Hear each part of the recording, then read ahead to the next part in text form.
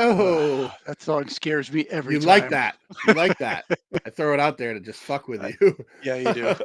So here it is, Scary Larry's House of Horrors, another live spooky time special. This is 3 now. We are really filling this month up. We had the trivia, then we had Hellraiser Hulu and Hello Holly, and now we are talking about Halloween Ends. That's right. Halloween. Halloween. It is myself, the Scary Larry Man himself, and the Manster, aka Man's Laughter or Manslaughter.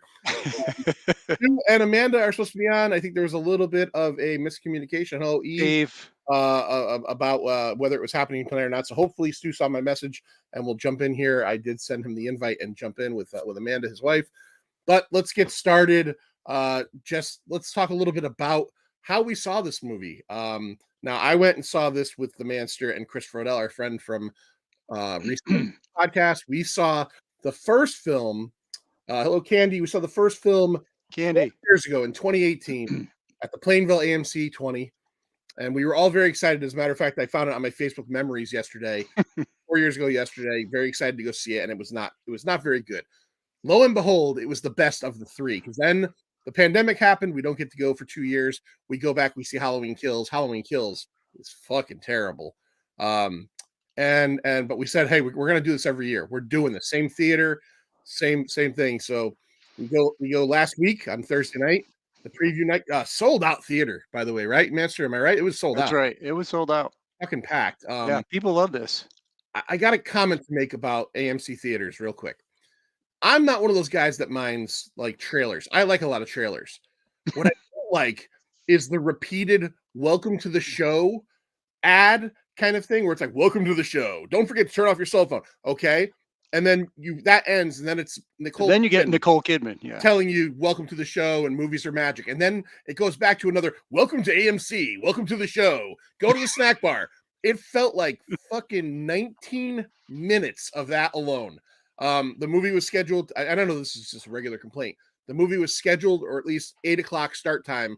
When Halloween Ends began, I looked at my watch. It was 8:40. 8:40. What? Yeah, 8:40. It was great.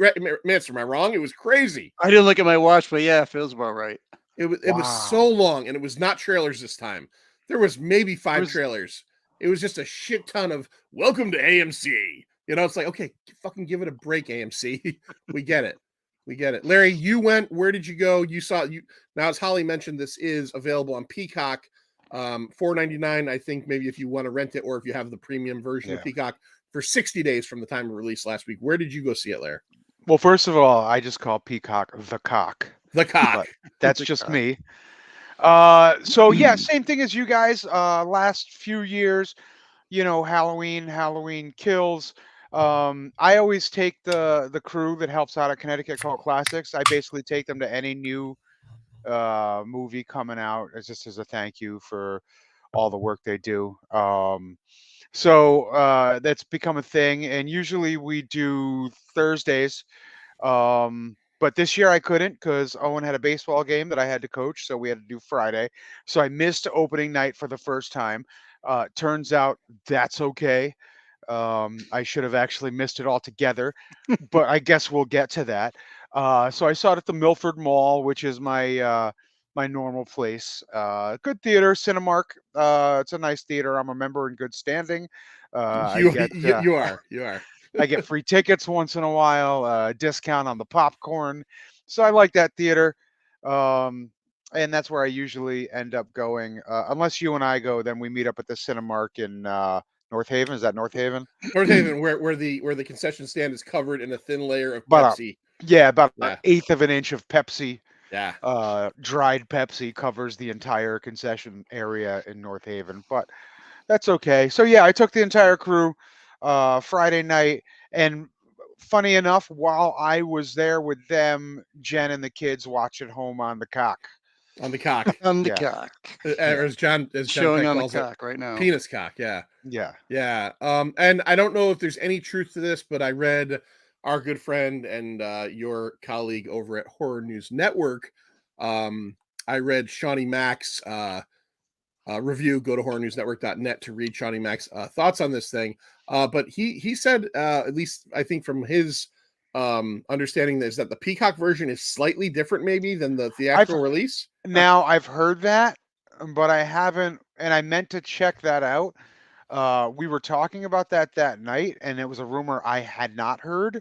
Okay. But Mark and Sean said that they had both heard that they made both versions a little different to convince people to go to the theater and watch it both ways. I don't know. I don't know if it's the case or not. Not sure. I wonder if the at-home version didn't suck quite as bad. Sure, probably did. We'll get to that though. So, you guys out there, if you went and saw it, so Holly has said she went and drank some bottles of wine and watched it, rewatched Sober on. So yeah, I don't think this is the kind of movie that is going to change your opinion. Eve, I don't think you have to go to the theater. I don't think it could be that much of a difference that drives you to see it. It probably is like two scenes. I right? saw a little on Peacock myself, and I didn't notice any difference at all. Look, could you call it the cock, please? The cock. I'm sorry. You I saw it on the cock, and I didn't notice any difference. Yeah, nice. Yeah. So Halloween Ends is a couple of factoids about it. Is so Blumhouse or Bloomhouse, however you pronounce that fucking thing, very popular money making horror entity. Yeah. This was their last go because the rights reverted back to the Akkad family after this. So whatever happens to Halloween next won't be Blumhouse. So this is the end of it. October 14th, 2022. Last week came out. $20 million budget. This thing was directed by David Gordon Green. Now, if you do not like any of these Halloween movies, have I got a treat for you? Because this guy is now making an Exorcist sequel trilogy.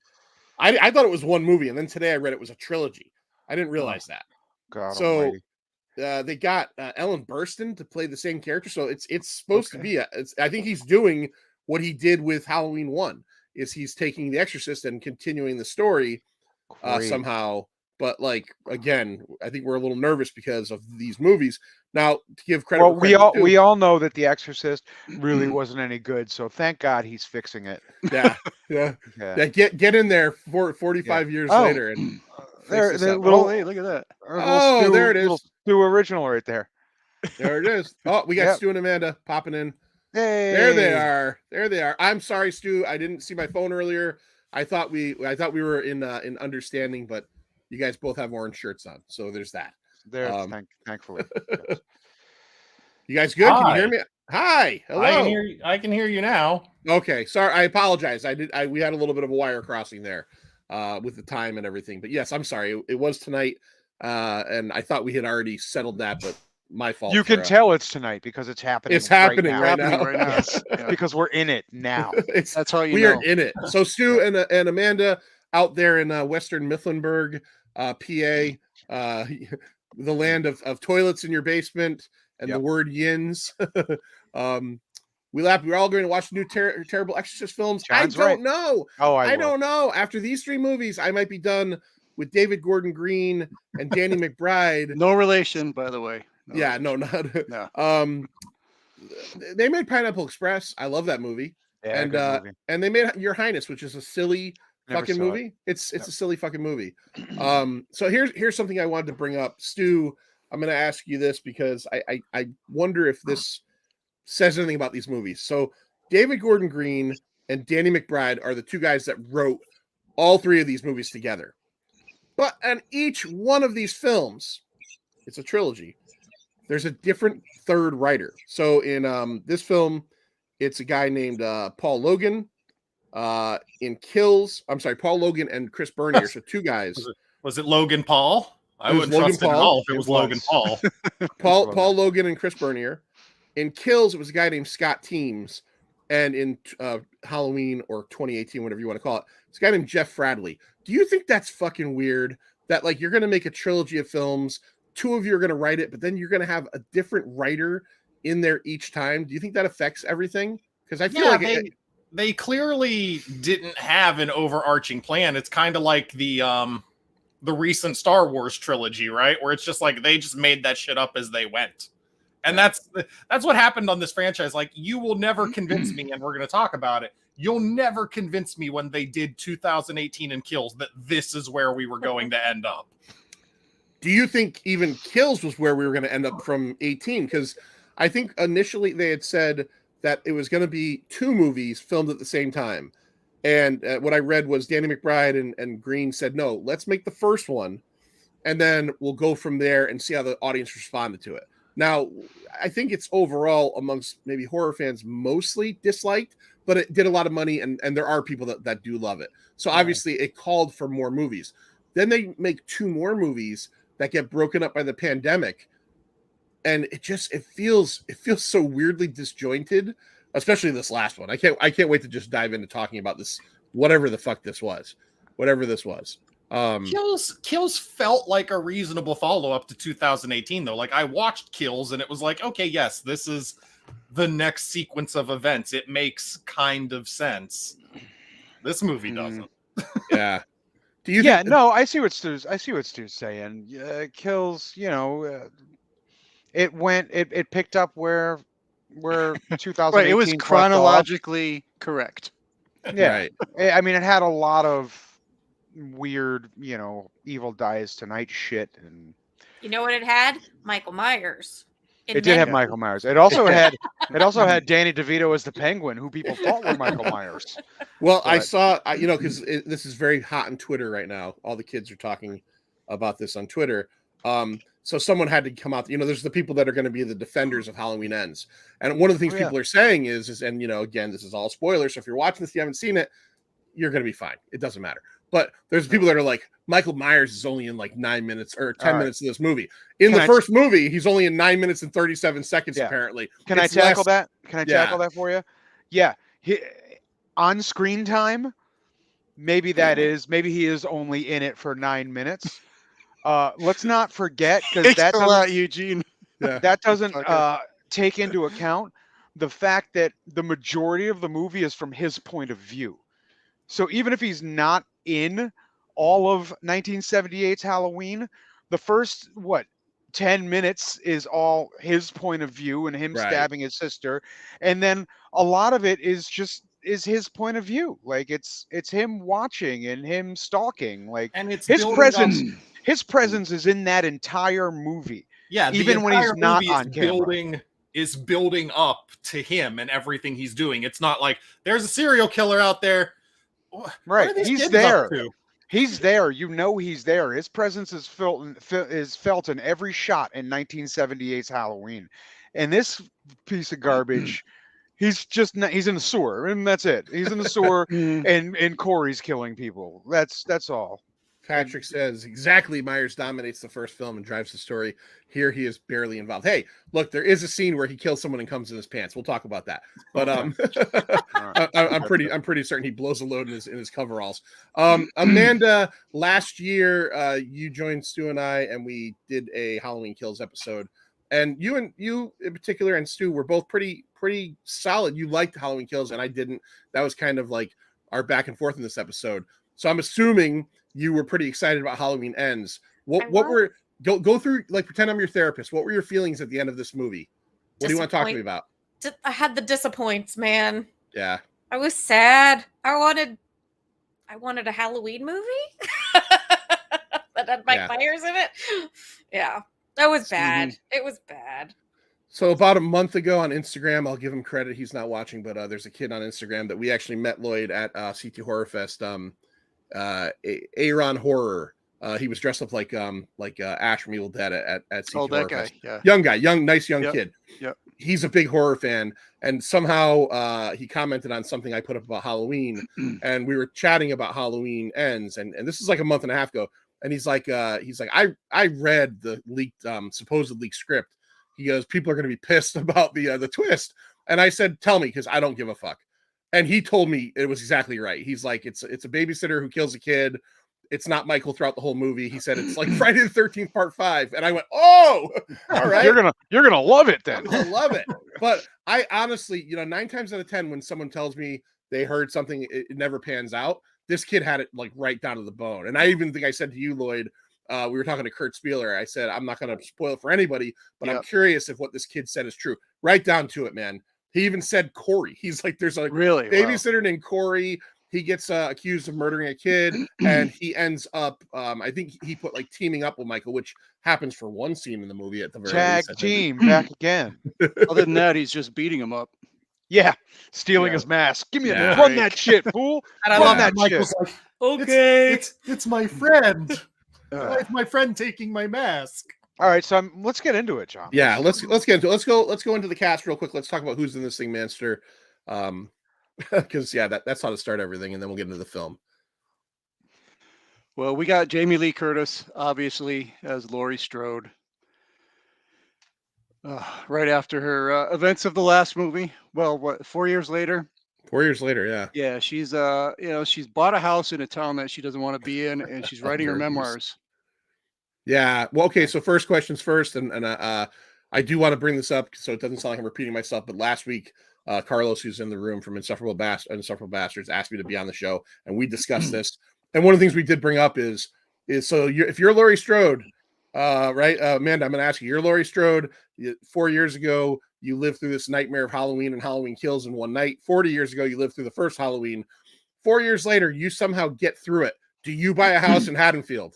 No, none of that. No, you're just like, well, before he was locked away and I was terrified and planning my whole life around revenge, but now that he's out and loose, I'm good. Yeah. Yeah. And Larry, let me ask you a question. Do you think Sure. at any point in any school in the United States there have ever been banned bullies? Do you think there have ever been banned bullies? Marching band fucking bullies? No, No. no, I never. I really don't. No, typically the ones getting bullied. Usually, the high school band kids don't bully like a grown ass man. Like that doesn't just usually happen. No. Yeah, Yeah, I know Yeah. you keep forgetting Because that was a Corey- Yeah, he's- grown ass man. he's Yeah. clearly a grown man. Yeah. A Yeah, murderer. A grown man. murderer. I Right. looked at Rob like in the movie. And a theater, it handsome, a dawned on me. handsome murderer at that. he was. Yeah. Yeah, he's a good looking kid. What, No, what I were you did. I saying, Kid. looked at you. I'm sorry, it good-looking dawned on man. me. Yeah. I just kept saying they were in the band. Yeah. Yeah, that's tough because I think who was it? Was it you, Manster, afterwards who said, or someone said to me, what did that kid, like the one kid, the main kid, the bully kid, the main bully kid, like what did he have a Letterman jacket for? I'm like, for fucking trumpet. Like this is like, look, the Pint abhors bullying, right? The bullies suck. Nobody should be bullied. But let's be honest. If you're being bullied by the marching band, you should probably just go home and look in the mirror for a while Yeah. and Or- try, yeah, or do Or if something. you're being bullied by the marching band, just go beat up Michael Myers in the sewer. Yeah, well, that's a whole thing. Wasn't it fucking bizarre that Laurie was suddenly all into Halloween 2 baking pies, telling people to get into the Halloween spirit? What? Yeah, I don't know. I think was she lying to herself? Was the whole thing she was lying to herself? I don't know. It was very. You know what the bizarre. answer is, John? Yeah, Who there is no cares? answer. Yeah, That's there is the no answer. Who cares? This movie doesn't make me care about any of that.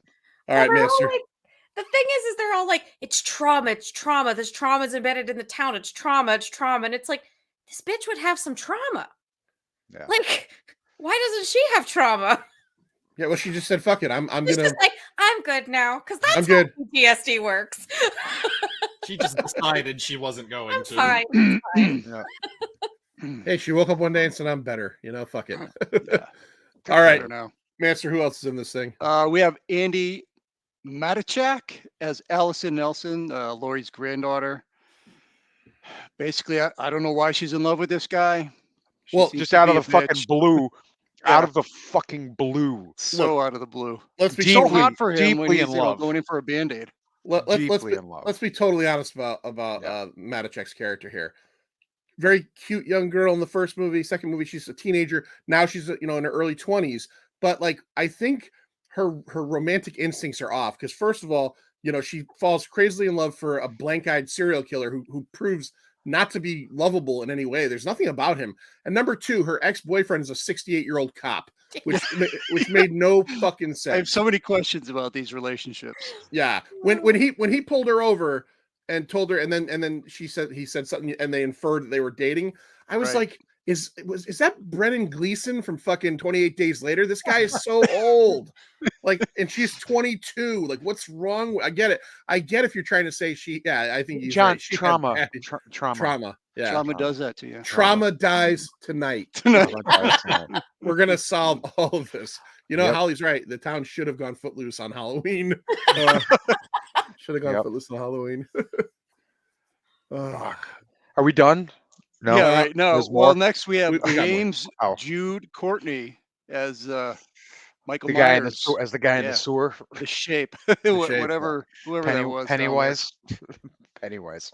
It wasn't pound cake, by the way, John. It was sponge cake. They make 2 mentions of it. Oh, right, Uh, the sponge. Yeah. He made a sponge cake for Joe Grillo's I retirement. said we're good. I said we're good. And then he sits down, and they have that weird shot of the cops talking. He goes, "Have some sponge cake." I'm like, "What? This fucking movie? I'm being trolled by this movie." I felt like. And his father's over there. I hope you enjoy a good sponge cake. I hope you Yeah. find love. I hope you find love. Fuck wrote this. Fucking A.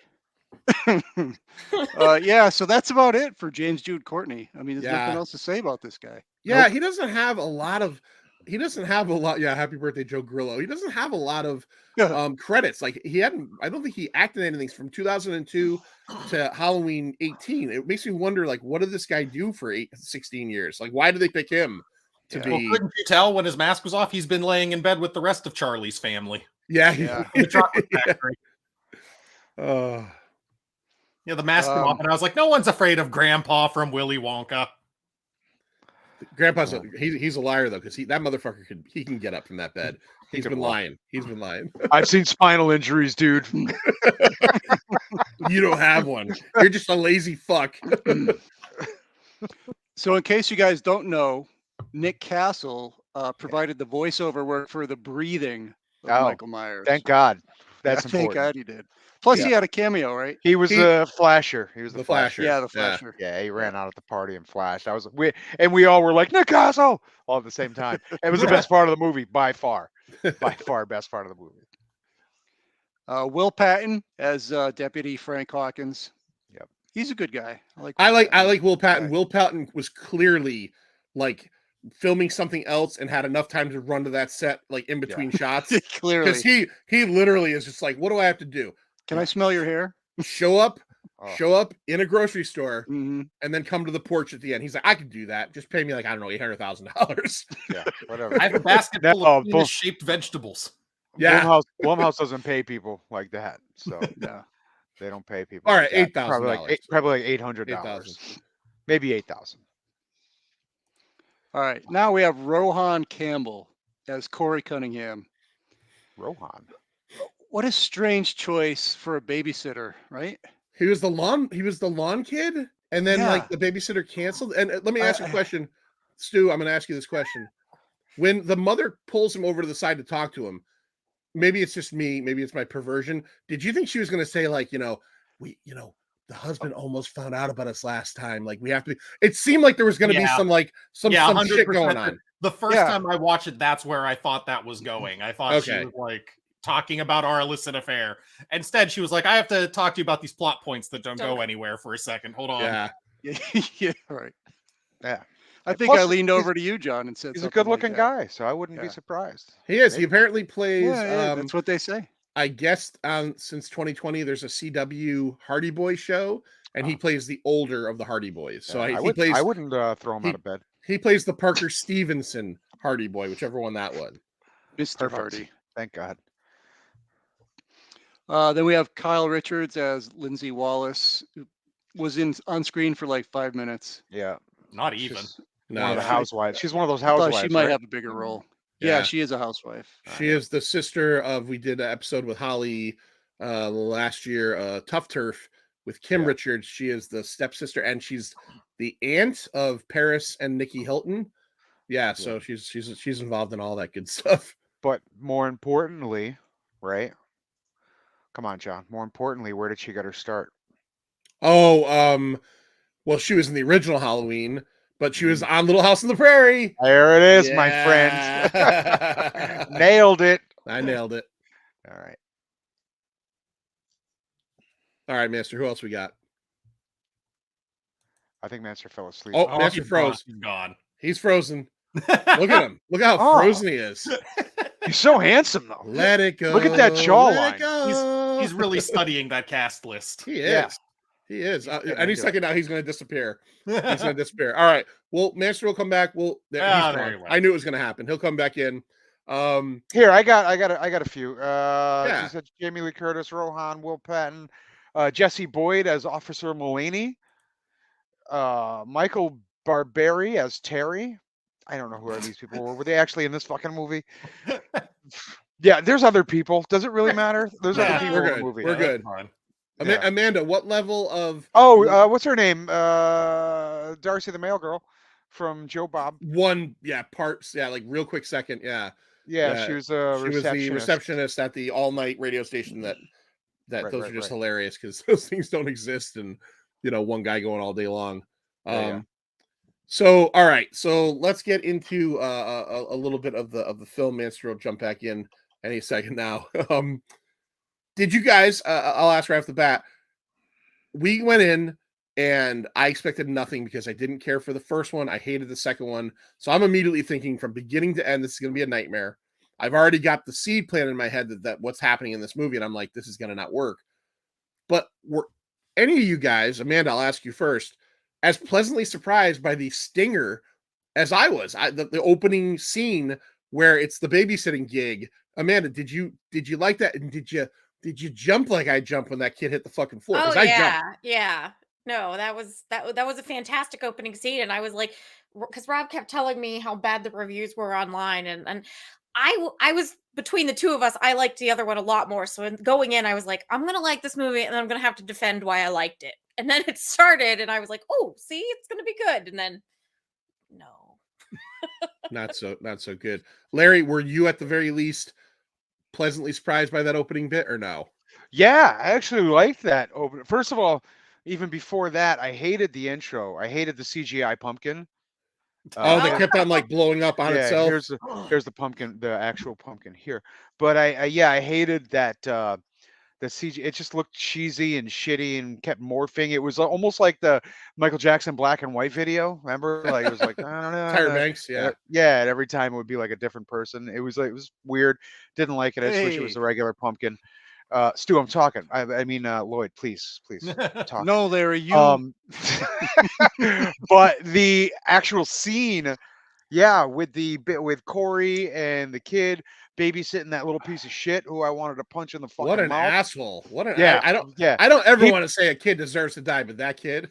Yeah, I wouldn't go so far as to say a kid deserved to die, but he pulled the remember it was almost like the babysitter in Amityville Horror, but it was the demons who locked her in the closet and she was like banging on the door the whole time. Same thing, they locked him in the closet, and yeah, that was a fucked up scene, and it was a good way to start. Unfortunately, it was the last good scene Yeah. of the movie. It But- was certainly a misdirection because I was excited. Now, two things.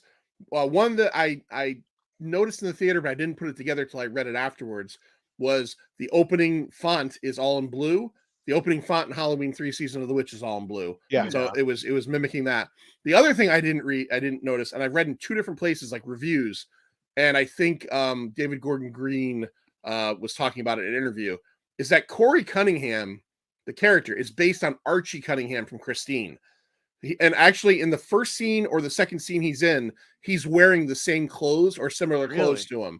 Wow. And the whole idea is supposed to be the same. This young, innocent-ish kid who gets seduced by evil. It's good in Christine. It's not good here. But Right. the idea is the same. Stu, did you enjoy the opening scene? When the kid dropped, did you jump in I jumped in my chair. I mean, it was a scene. It was fine. It set the tone for what was going to be the next 80 minutes of this movie, which was me sitting in the chair going, what the fuck is going on? Like, it was a good enough scene in what it was. But if you're gonna give that scene credit, I feel like you have to give the whole movie credit for just being stupid and weird. Like, it's not what I wanted. It's not what I expected.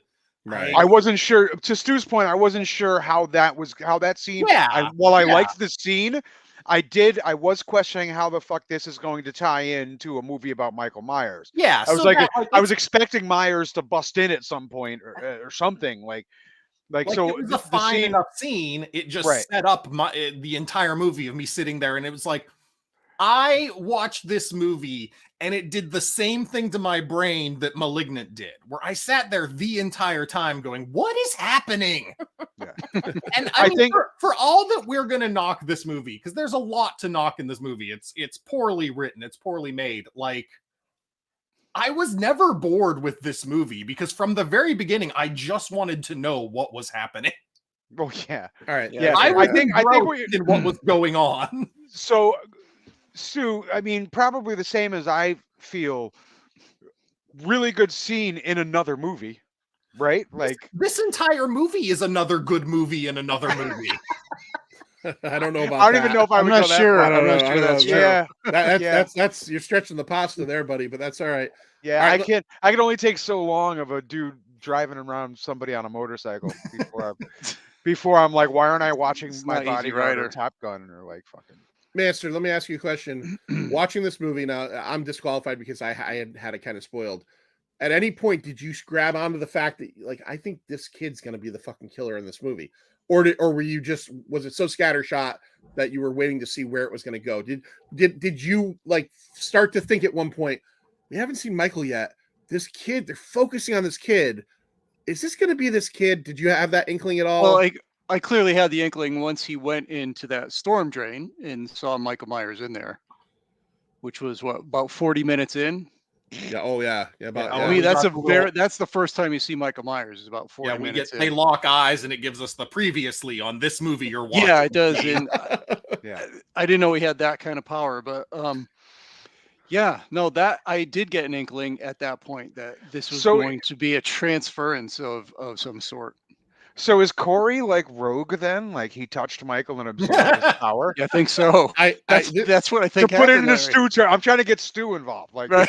put it into Stu terms. this is honestly I think one of the biggest questions out there. I know after the movie ended and we were outside talking with Chris and his buddy Christian and Kurt Spieler and his friends, we were all trying to determine, it's so dumb that we're trying to figure out this fucking movie. Yeah. But we were all trying to determine what happened in that scene. So Amanda, I'm going to give you some options. You tell me what you think happened. Number one, they looked into each other and they saw kindred spirits of martyrdom. Number two, Michael Myers somehow transferred his essence into Corey. Or number three, I don't know. I guess those two are the two. So was it Number a three, possession? both of above. Like literally, I leaned over, I think, to either Chris or Lloyd, and when they did that, and as Stu said previously in this movie, I leaned over and I said to Chris, I said, "Did we just become best friends?" Yep. Like they were off to build bunk beds together. So Amanda, was it a possession? We or have was so it- much room for murder. I honestly interpreted it as kind of both. Like I thought like he saw this kindred spirit in him, so he was like, "You're the one," and so he gave him his power. That's what I interpreted the scene as, is like Michael Myers saw the pain in him and that he had the potential. And so he gave him the powers. That's how I interpreted that scene. I don't know. It was fucking ridiculous. Fuck balls, man. I like Patrick's thought. I think the movie would have been immensely improved if at the end it turns out that Michael had been dead for 3 years and every scene in the sewer was just Corey's hallucinations. That would have been great. That would have been bad. better. If That's not Michael's bad. body was, yeah, that's Patrick. You call Yeah. call Blumhouse and tell him you've got No. the, We don't you've need got another the one. answer. You've got the Yeah, answer. we No, don't no, need no. another one. Let's just hang on to that. No, we can have the Flanagan cut. We can have the fucking Flanagan Oh cut. yeah. All right. All right. Start that hashtag right now, nerds. All right, we've seen it happen before. Flanagan cut. Stu, do you agree? Do you think that it was kind of both? Do you think it was a possession? Do you think it was a transference of evil? I Easy. honestly, and I know we watched it in theater, and then the next night we went to her family's house and watched it again with her Oh, family. you poor son of a bitch. And Oh. everybody was doing this. Everybody was saying like he transferred his evil into Corey. I actually never read it that way. I just read it as like the kindred spirits thing. Like they looked in each other's eyes. They both saw the torment, the darkness, the devil's eyes, and Blackest eyes. The blackest Yeah. eyes. yeah, I never got that it was like Mhm. a mysterious supernatural thing, but I think that's because Corey never started acting mysterious and supernatural. He never started shrugging off injuries or stop Oh no. Uh-oh. talking or anything. Like he was still just Corey. Yeah, I'm still. I guess Larry, I'll ask you. I'm still very confused. And the whole now Stu's frozen in a No, great Stu's way. frozen. Yeah. He's he is. That's fucking. Yeah, that yeah, looks I gotta good. get someone get a snapshot of that. Did I Yeah, look that's like good. that? I hope I look No. like that. No, you look gorgeous. You were fucking. Oh, now he's speeding up. You were super handsome when you froze. Oh, Jesus. Stu looked like he was taking Ah. a shit, I meant- like in 0 G's. So Larry, Are we back? Are we? You're back. You're back. You're back. You froze up a little bit. You're back. Yeah, it's insufferable. Stu breaking up is better than Halloween Ends. That's true. That's true. It gave more people fun. So Larry, Hi. Michael Myers. I know. I'm trying to put my thoughts together. Michael Myers is the shape of evil, the devil's eyes, the blackest eyes. Right. He's not a person, right? Like that was where Rob Zombie went wrong in the first movie, was like explaining things. In this line of movies, there's no explanation. He is just evil. He's the shape of evil. Now, in this trilogy, it gets very muddled, and it's in the first movie too. Is he a man or is he not a man? Is he mystical or something? Because even in the first movie, I shot him 6 times out the window. He gets right up. Okay. So I guess what I'm trying to say is the Corey angle doesn't work for me because Corey is like a regular lawn mowing kid. It's not like we saw anything that showed Corey was evil before the accident.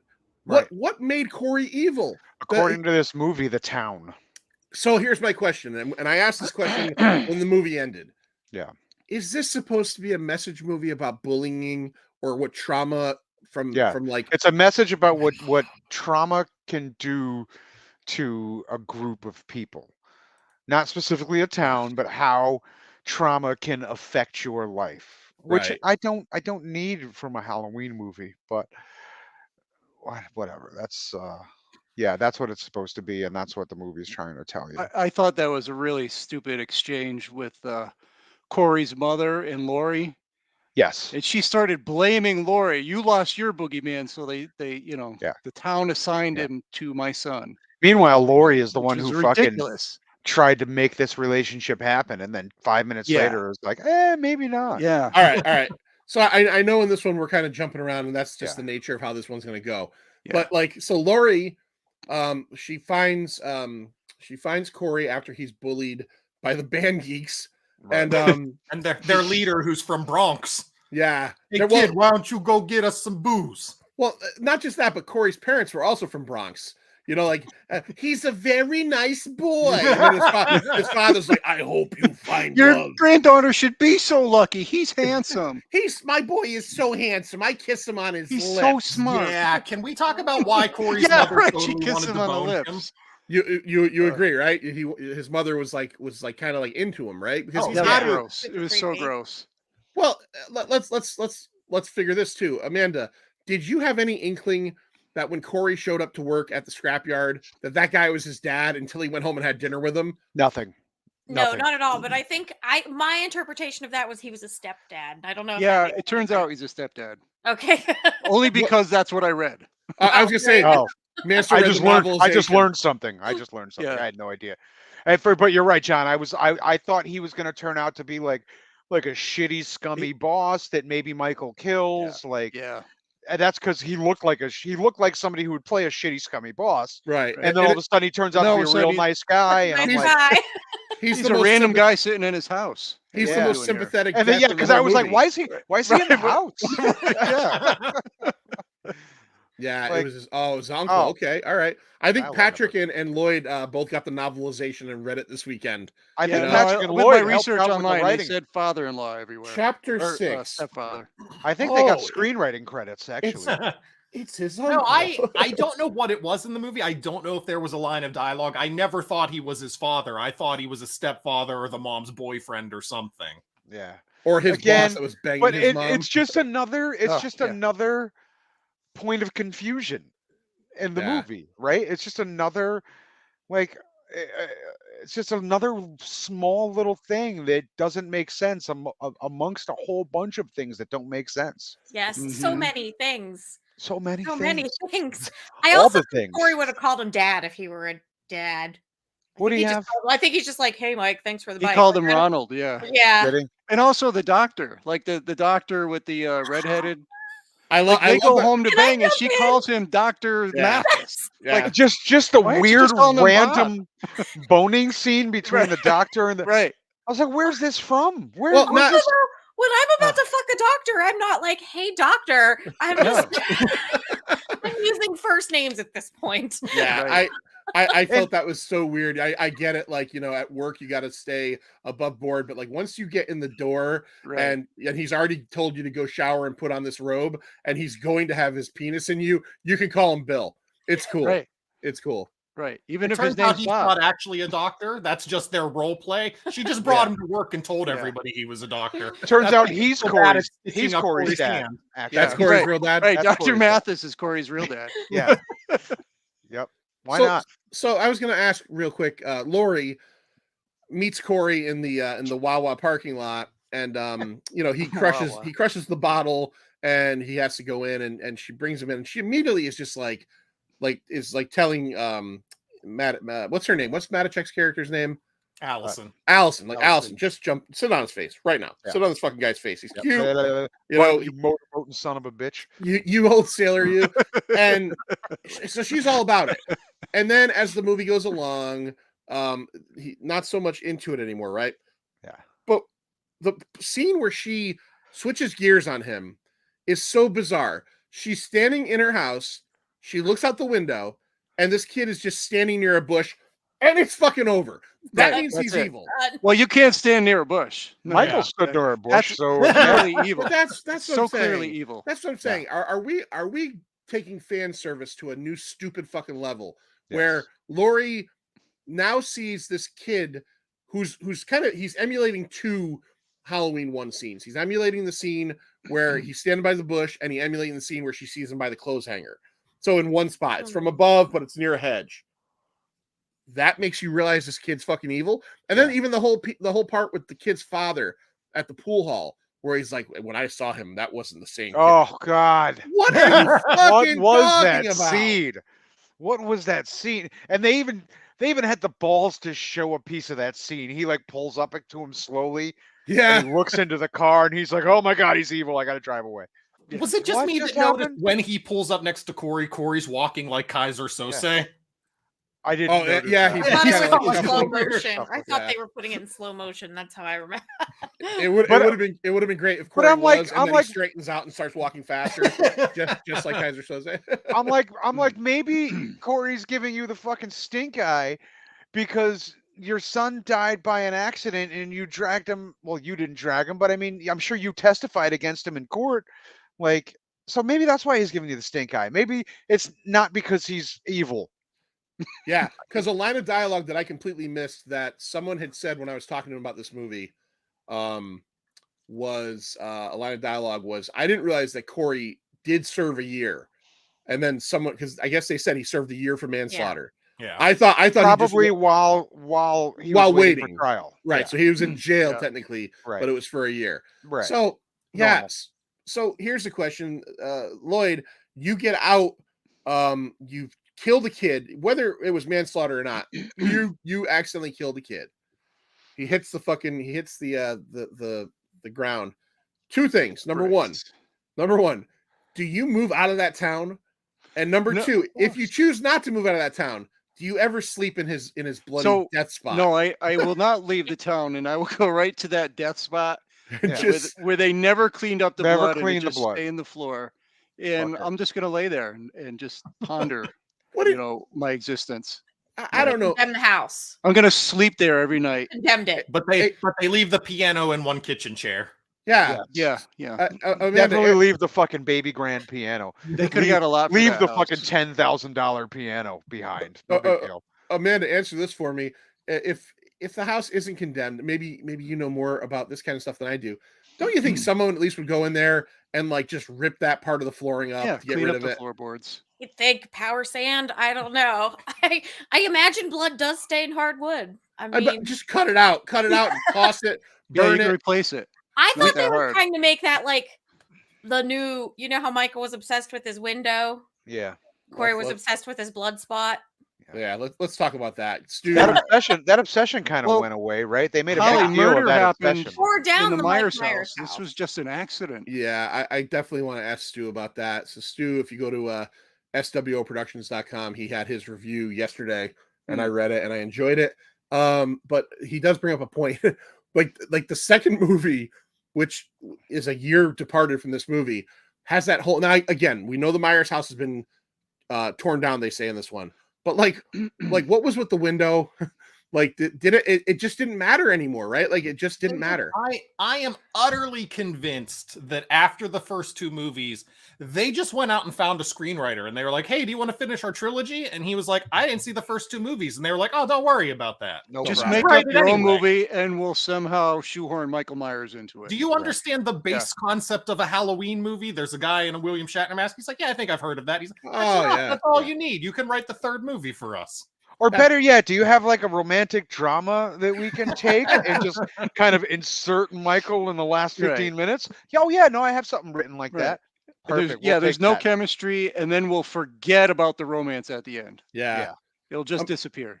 Amanda, how many couples riding a motorcycle through town scenes are too many? So many. There were so many. One is all you really need. Also, I don't know if you guys noticed this, but There's you the all wear puppy. glasses. As a person who used to wear glasses, if Wait. my fucking glasses broke, I wouldn't drive a motorcycle. So wait. So here's one of the things. Wire Spider-Man without his glasses. He's just And you like, can't drive a motorcycle without glasses on. Jesus. Right. So here's one of the things. Like, so when I saw the movie, one of the first things I said was when the band geek bullies crushed his glasses, I think I said to Lloyd or Chris, I'm like, I'd be fucked. I'm blind without my glasses. Like, I'd be in a lot of trouble. But here's the thing. I was reading in those whole Arnie Cunningham from Christine things. That was another one of the things. Is Arnie doesn't the need his fake glasses John anymore. Travolta- The fake John Travolta steps on his Oh my glasses in the God. garage. Buddy Revell and his Right. Christine starts to make him a better, Yep. more healthier Yeah. person. And they Right. said that was part of it. Is like Michael, although Michael isn't a bag of health either. I mean, when we first meet Michael in the sewer, he seems like he's limping, his arm is broken. Let's get to the scene Well, because I John, think it's he's important. been in the sewer for 4 years. 4 years, this guy has been in a fucking sewer You got to add something to it. You're forgetting wearing a latex fucking mask. the whole time. When he's alone. The whole time. Jesus.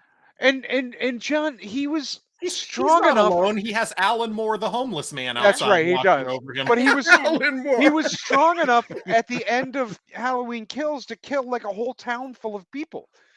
Like at the end Yeah. of Halloween Kills, he killed like fucking 30 people. Yeah. Yeah. And they then broke right their after car. that, he became like a fucking invalid. I don't Yeah. get it. Well, he was beaten pretty bad, but still, he was, got but up again, and he killed killed like him. 30 Like people you just said, right? He got up and killed. by himself Well, without like, Corey's help. Patrick says there's one scene where Michael is literally just standing in the middle of the sewer like he's rebooting. He's totally right. But so the Maybe band he got cancer. the band he might have something happened to him. The It just band didn't bullies, bother telling us that he had cancer. well, they don't tell us anything in this movie, No. right? They don't tell us anything. The band bullies toss him over the fucking off the over ramp. He lands. He wakes up in fucking Alan Mooreville, and Alan Moore is like you went in there. You're the only one to come out. So Yeah. he gets dragged in. He has his moment with Michael Myers, and And then he kills that guy. he kills that guy, and then Yeah. he also he brings the elderly cop that was dating our young heroine into the sewer, and they work on like a tag team thing. Yeah, yeah. So the scene And where, he said, "Show me how to do it. show me how. Show Right. me. So And then when the Mi- lights on Christine came on. Yeah. so when Michael kills the cop, a couple things happen. I noticed. Like first, it seems like he straightens out, like Oh, Yeah. Yeah. Then like it almost seems like if you watch, he's like Yeah, he's working like Gene that bad. Wilder and Stir Crazy. He's working that bad shoulder out. But then there's like a good 20-second scene where I'm fairly certain he's coming in his overalls. Yeah, Like, he has his Myers-gasm. Yeah. He's This movie- shaking. This movie found a very subtle way to work in a joke about Mike Myers getting his mojo back. Yeah, I guess you're right. Yeah. Yep. Can we Fucking talk mess. for a second Yeah, about that's I, sad. I joke about the Alan Moore guy. Did I completely mishear? Like, I know he's just a crazy homeless guy, but right before Corey kills him, he's telling Corey, like, you have to go get my mask back. I'm Michael Myers. And I was like, oh, this might be interesting. And then it just turns out that he's crazy and Corey stabs him. He said something about going there and get them. Well, he Yeah, said get the get mask. the mask. for me. Maybe that's where he gave them the idea that all you needed was the mask to, like But like I at the end. swear to God, unless I hallucinated it through 2 different sittings, this old man says to him, Yeah. I'm Michael Myers. He did say that, Stu. that, I- yeah. I did see him say that, but I didn't take it as he really thought he was I Michael just thought he was a Myers. crazy homeless Yeah, man. Yeah. and that's clearly what it was. But again, that was another direction where this movie had something interesting and then was like, no. Yeah, they just killed him right then. Was it Yeah. was it a throwback to like a callback to, because remember between 4 and 5, Michael lived with a homeless man With for the- like a year. yeah. The guy with the Yep. parrot. Yep. Yeah. Yeah. So was this a callback to that? I don't know, dude. I don't understand. I can tell you that during this movie, me and Mike Simonetta, Officer Mike, for those who know and love him, we're just laughing, like looking at each other and laughing constantly throughout this movie and asking ourselves, what the fuck just happened? What the fuck's going on? And just, so I'm sure I missed some stuff because I was so flabbergasted by the stuff I actually did see Right. that I definitely missed stuff. Let me ask you guys a question. So 10, 12 years ago, we got the Rob Zombie Halloween movies, right? And those have their detractions and the people that like them for whatever reason. But it was a remake and kind of a reboot, and it was its own thing, taking over from all the movies we knew. Do you think that people would be as kind of mad at this trilogy here now if it didn't feature Laurie Strode? Do you think the fact that it's a Laurie Strode connecting to Halloween 1 is what gives everybody like all the ire because these were supposed to be good? Do you think people would be as mad at these movies if these were just 3 Halloween movies that didn't feature Laurie Strode? Larry, do you think that? You know what I mean? No, I because well, I mean, listen, Jamie Lee Curtis and Laurie Strode is, fantastic. But at the end of the day, these movies are about Michael Myers.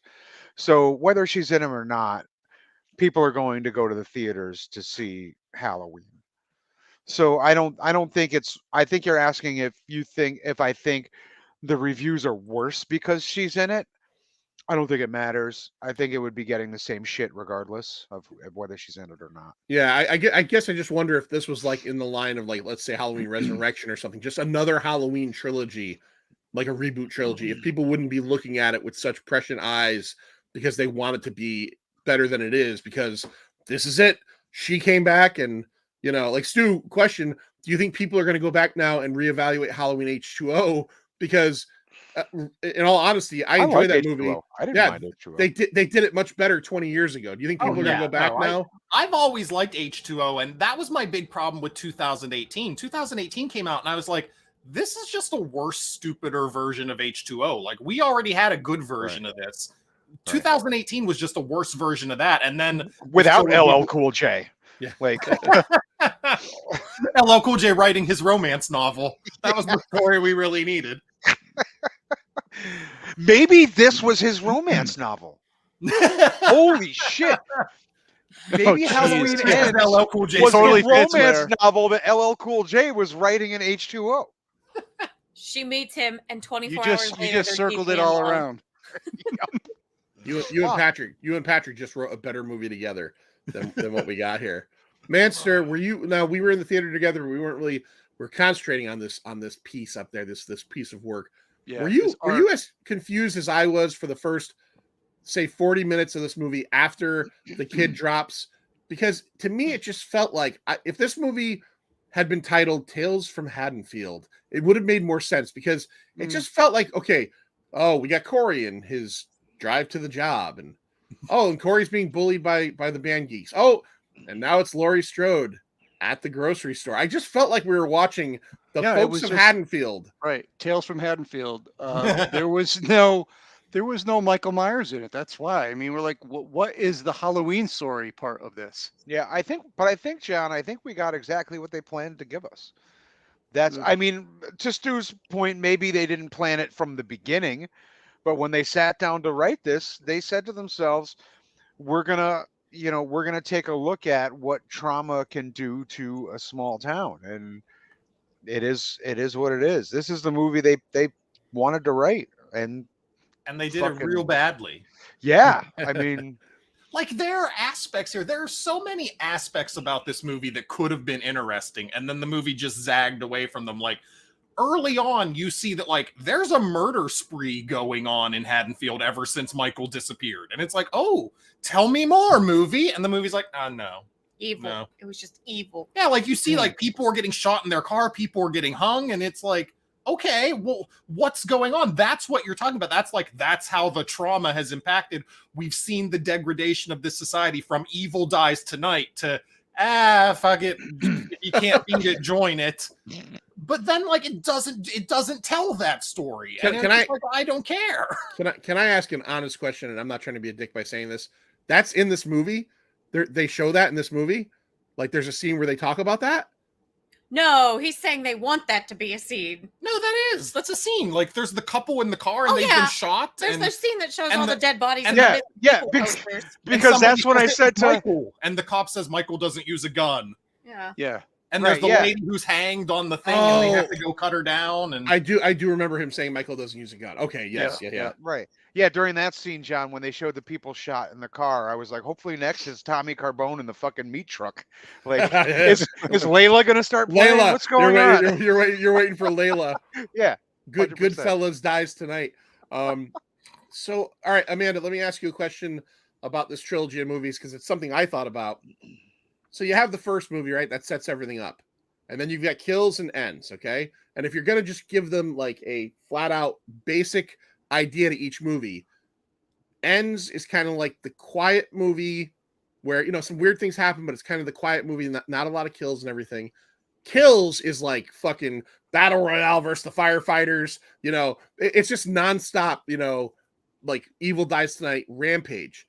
Do you think it would have made more sense, or at least would have been more satisfactory to the audience if the slow movie was the middle one, and then the fucking like let's kill every motherfucker in the room was the last movie? Yeah. 'Cause, I mean, I get what they're saying that the town was traumatized after the second occurrence of Michael, but the bonding happened when they were all like, "Evil dies tonight." Like that's trauma bonding. That was the bonding. Yeah, But yeah, the mob yeah. mentality. This movie could have been a second movie while he was amping his powers back up, maybe, but it made no sense as the third movie. yeah, if you take the entire plot of this movie and instead of Corey finds him in the sewer, Corey finds him in the burning wreckage of Laurie's Yeah. house, and the second movie is about Corey, and then the third movie is everybody against Michael, that is a much more cohesive story. Like, I swear to God, they got those two stories backwards. You're 100% right. And Yeah. it's not necessarily the tempo, like the fast movie, then the slow movie. It's just that the order of the story makes no sense. You're building to the climax of Haddonfield versus Michael. You gave us that in the second movie in Michael 1, and then in the end, you're giving us Michael's impact on people. It's like, no, you've inverted storytelling here. Yeah, Holly, it's a good question. Who called the mob at the end, and why do those people still live here? I actually said to Lloyd, I think, who disappeared, he'll be back. I'm assuming. I said to Lloyd at one point, is there like a fucking like like some like in TV and movies they have like those like in the Lord of the Rings they have the light the fires across the fucking lands and then Sauron's coming. Is there like a fucking horn that someone winds up when Michael Myers has died to inform everybody to now have a funeral procession? There's the black smoke. The black smoke, like yeah. the fuck, yeah. It's a phone tree. Yeah, Holly, everybody. It's 2022. The entirety of Haddonfield is just on a group text. It's just a group text. It's like, hey, I heard Michael Myers evil died tonight. Let's go meet at the old junkyard. And it, like, not to mention, I laughed at this.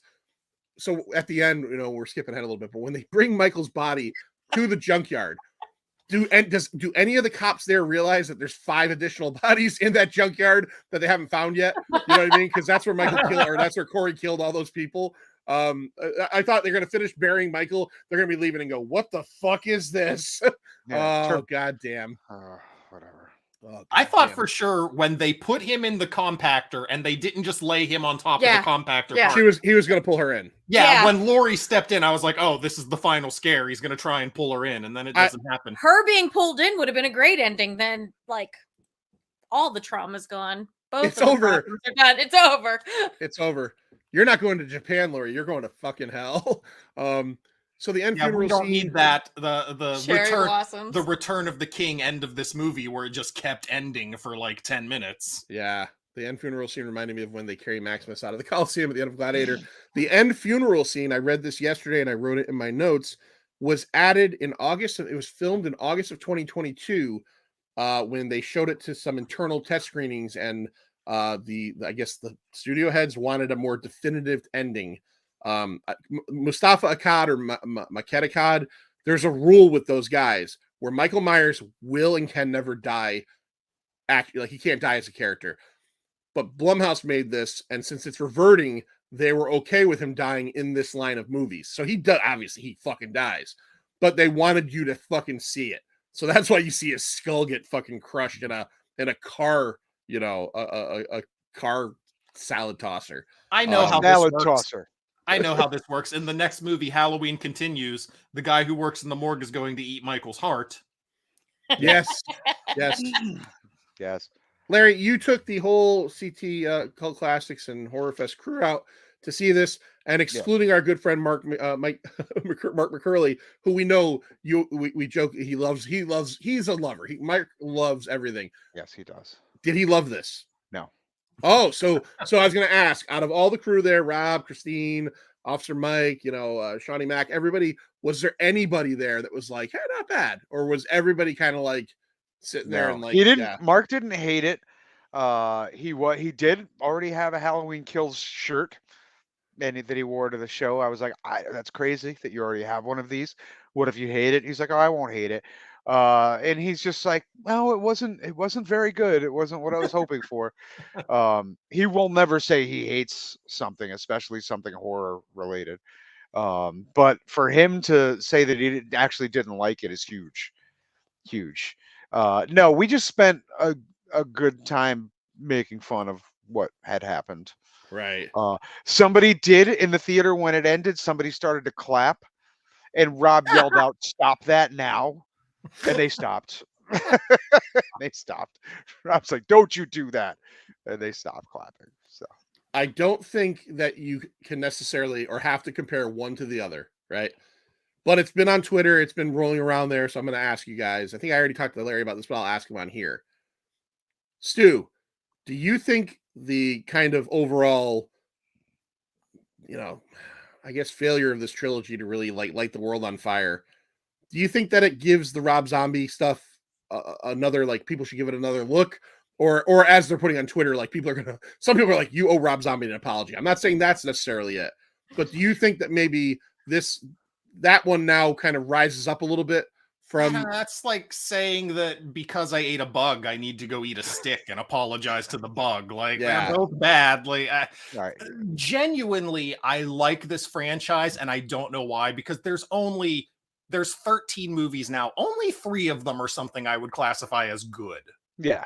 Like, this movie just keeps kicking me in the nuts, and I'm like, yes, please continue doing that. I will continue showing up for these nuts kicking, even though Halloween, Halloween 4, and Halloween H2O are all a distant memory at this point.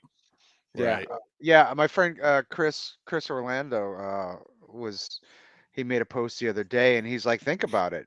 This is the worst horror franchise.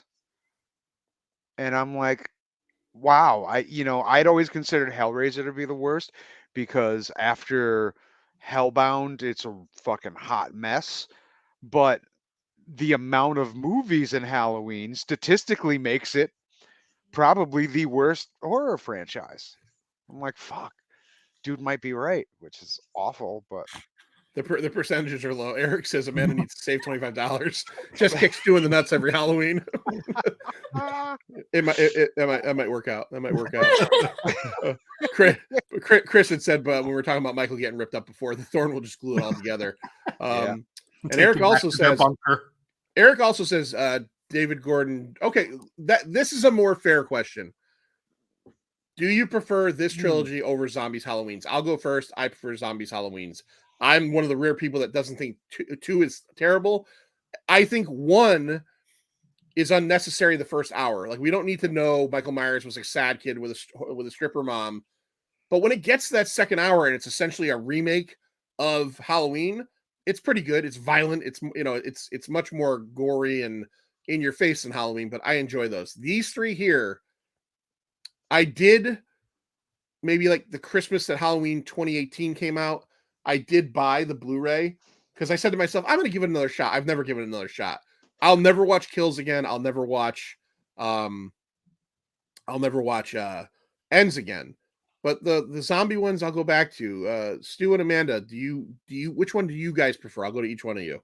I always liked the zombie ones though. I kind of did need to see Mike Myers as a sad little kid with the stripper mom.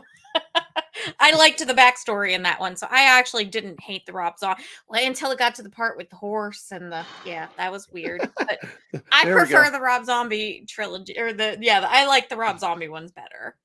All right, Stu, how do you feel?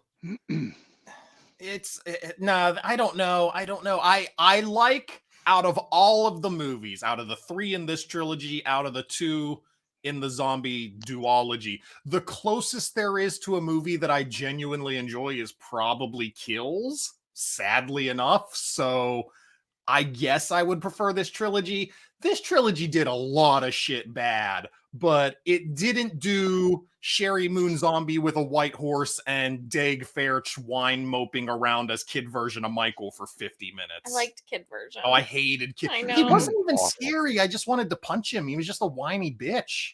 Yeah, he was awful. And then he grew up into Sabretooth from the X-Men, and I didn't see how that happened. But I would say this trilogy by a hair. Larry, which ones, if you got to go back? And Larry, this is an even better question because Larry, you're a horror guy and you're a physical media guy. Are you buying these movies on Blu-ray? Okay, you're not. You're not buying Kills or any of these on Blu-ray. Which one of these trilogy versus duology, of these 2 later Halloween entries do you prefer? I can't. No, Larry's like, it's like asking me to choose between my 2 least favorite children. It's Sophie's choice. There's really they're both awful. They're both awful in their own ways.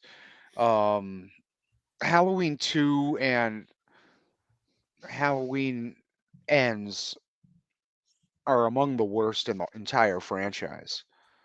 I still think Resurrection's the worst of them all, but that's just because Busta Rhymes beat up Michael. It's better than 5, trust me. You shut your No, whole it's mouth. not. It's not better than 5. 5 has its problems. I'm not saying 5's good, but Resurrection's still worse than 5. I don't think I can. I dislike them all 5, the Rob Zombies 2 and these 3 so much. I don't think I can choose. I really can't. I'm sorry to disappoint. All right, I can't choose. They're just all so bad. Master, do you remember enough about the Zombie 2 movies to be able to say whether you prefer this current group over that? It's kind of like a Sophie's choice.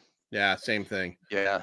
All right. So you guys are gonna just say neither one is good. I choose not to choose. Yeah, I choose not to watch. I just don't. I haven't watched the Zombies since I saw them.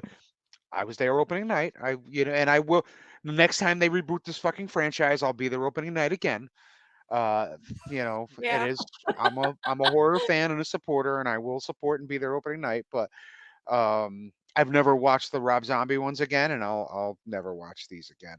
Unless the kids ask me to, then I'll watch it with them. Is it just us seeing Lloyd go through like No. paranormal No. activity? Lloyd, what's Master- happening right now is it's the Silver Shamrock Company. Yeah, I think Master, evil are you- has Shut taken it off! over. Shut Evil it has taken my off! computer. I'm telling you. for the love It decided of God, that please. to reboot and install updates just 10 minutes ago. That was pretty cool a minute ago. It looked like you were like in deep space, just floating off. Yeah, I think it's my USB. Clearly, I need a new computer, and I'm not going to buy a new computer just. Lloyd's for this. being pulled into the Matrix. I- Lloyd is being hacked by Max. That'd be awesome. Oh. Max has, Can't be canceled. Sorry Oh. about that. What? that? Oh. What's My happening? fucking speaker is talking to me. And select digital order. Is are you going to sell? Lloyd, I'm going to just hang up now because something For is God's really sake, messed get up out. here. I think Yeah, I need really. to Burn leave. the house down. I need to leave my house.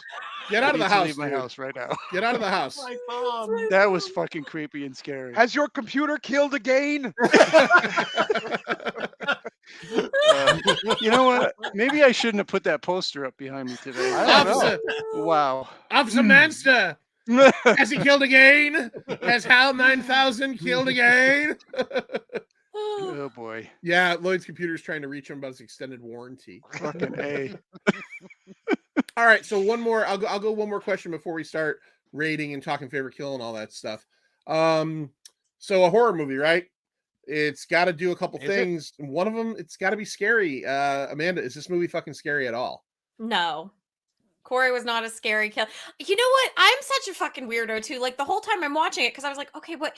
He's not an undead monster entity, right? So like Michael Myers is whatever. He's some sort of entity. Also, everybody knows that it's Michael Yeah, Myers. Corey's just a fucking dude leaving DNA everywhere, not even being a very good killer. Like, Does No, anybody? Does anybody besides me think? Now again, we're gonna still talk about the scary or not thing. But did anybody think it was a weird left turn? Like, did you guys think? There's the scene where Corey goes to the party with the scarecrow mask on. Then there's a scene later where he sees the scarecrow mask. He looks at it, and in your head, you're going, because you're already getting the idea he's going to be the killer. Oh, that's going to be his thing. Then he goes to the doctor's house, who's fucking the nurse, and he brutally kills the doctor while wearing the scarecrow mask. And then the scarecrow Right. mask just goes the fuck With a away. corkscrew. Yeah. Did you Right? guys think that maybe we were going that way? Like he was going to Where's be? the fucking corkscrew? Yeah, yeah. Well, Crispin Glover got it with a corkscrew in the final Nightmare, right? Good. Final Nightmare. The final Friday or final chapter. Final chapter. Sorry, Attaboy. You just saw it fucking I 3 just days saw it. ago. I did just see it. Eric says Terrifier 2 over Halloween Ends. I saw Terrifier 1, no interest. And also Terrifier 2 is I looked this up because somebody had mentioned it. It's 138 minutes long. Are you fucking serious? Oh, geez. 2 hours and what, 18 minutes? 18? That's insane for a slasher movie. That's absolutely insane. And as Holly mentions, I hear people are leaving the theater throwing up. That it's so Nice. it's so horrifying. Larry, is this film? I'll go back to Stu and then to the master. Is this film Halloween Ends scary? No, Yeah. no. Not, I mean, again, we mentioned it at the beginning. The opening scene. The opening scene was good and tense.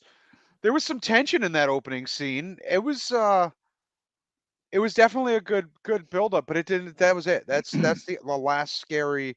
Maybe there was a couple. There was definitely a jump scare because Mark screamed at one point. So there was a jump scare. Is it when I Corey had to. teleported behind Lori? I don't remember what it was. but Speaking he of that actually, scene. he actually screamed out, and I was like, "Mark, are you okay?"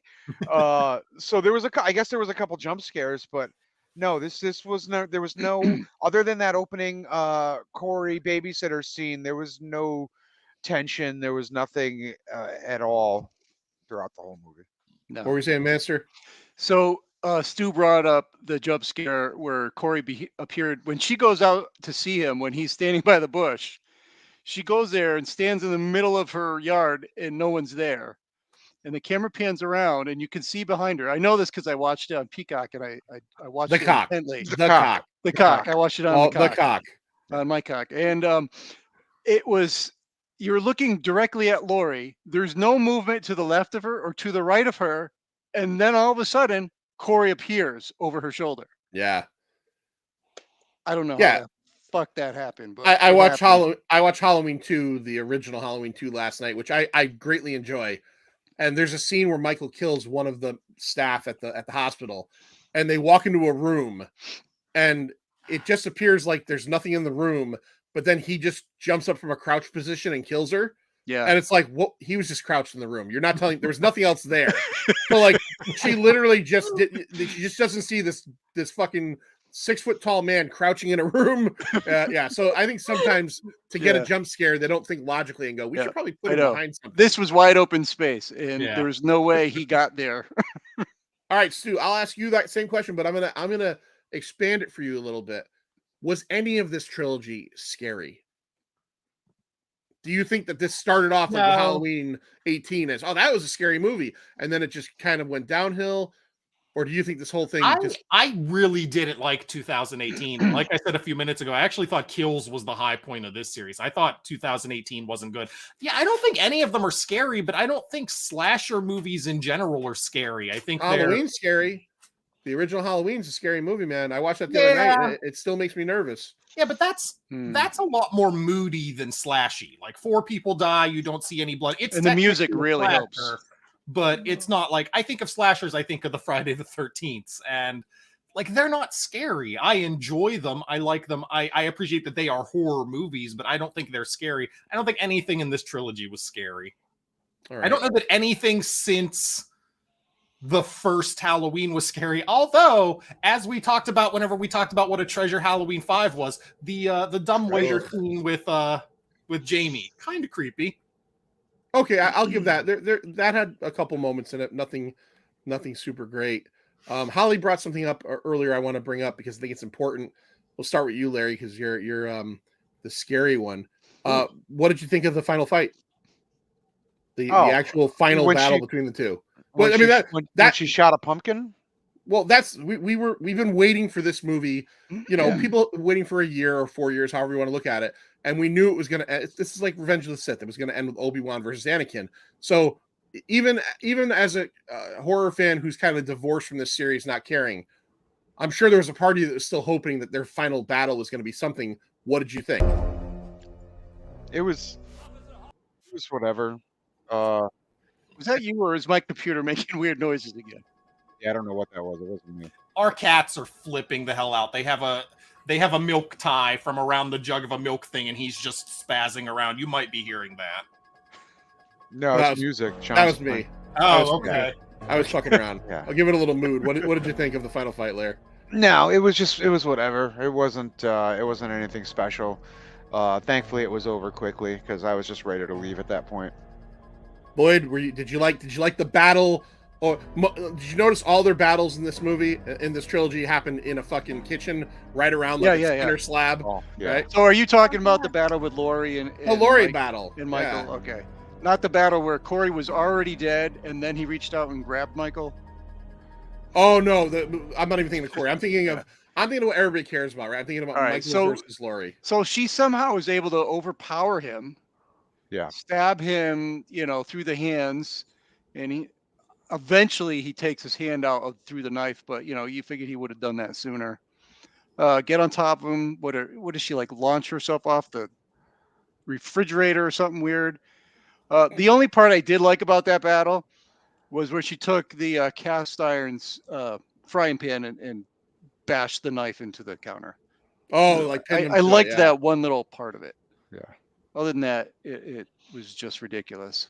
Amanda, were you in the theater cheering like, fuck him up, or were you at that point like, I just want to go home and I was watch something done. else? I was done with the movie. I was so mad with how inconsistent it was with like sometimes he's mega strong and sometimes she just can knock him over. Yeah. Yeah. Go to Holly's most recent comment because I leaned over to Amanda and said that in the theater. Yeah, I was like, she tried to with the does microwave, yeah. he think she's in the microwave? I don't even remember what did they do with the microwave? She just had the microwave going in the kitchen, and he's Something just walking burst? up to it, looking in, and then she makes a noise and distracts him. And I was like, does he think she's in there? Michael was weak from the multiple staph infections he got from sleeping in garbage water for 3 years. Yeah. Yeah. Right. So she For beats the the- hell out of him. As for the final thing, you guys kept talking about the opening scene of this movie with Corey. I thought by far the best scene in this movie, the only thing in this movie that really got me and gave me like the big holy shit moment was whenever Laurie has defeated Corey and like, oh, I'm gonna prove that you're a shithead or whatever. Oh, right And in the Corey throat. hears her outside and is like, final victory, and stabs himself in the throat. I was like, oh shit.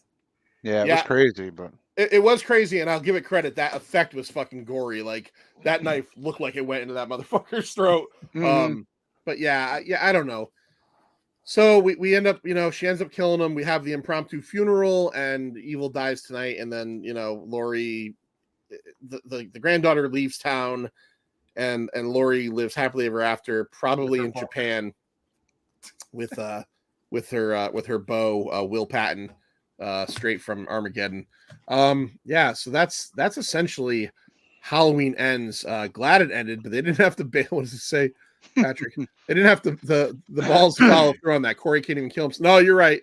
You're right. Yeah, did it seem like a suicide mission?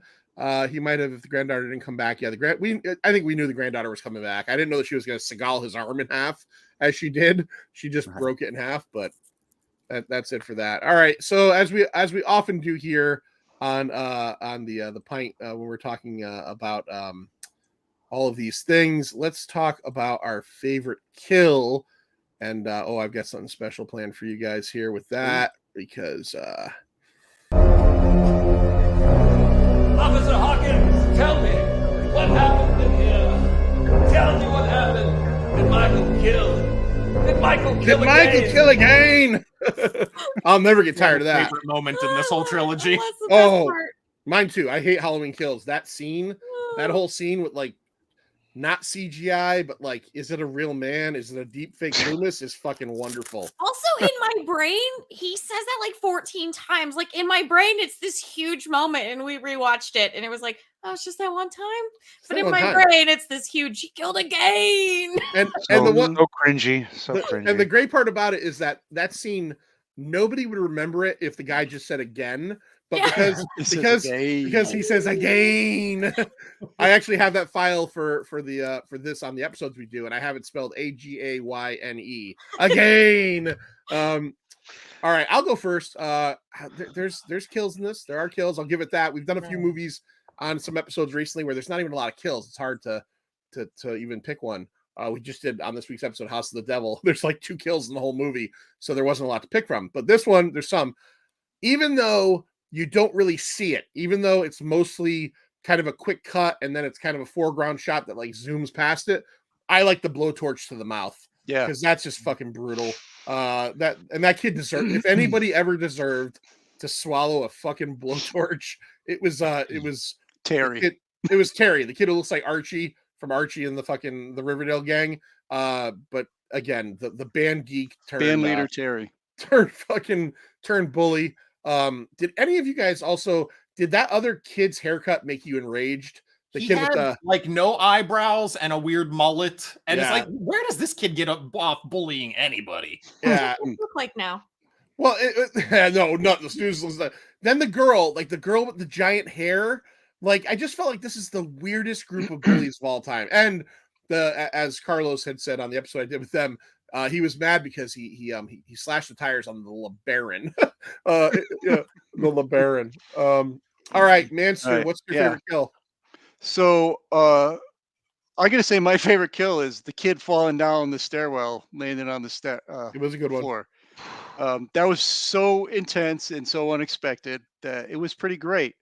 But if you're gonna go for intentional kill, it's the DJ Willie the Kid, and then his tongue spinning around and around on the record. Oh, on the record, on Yeah. the stylist like caught it at one point. Yeah, Yeah.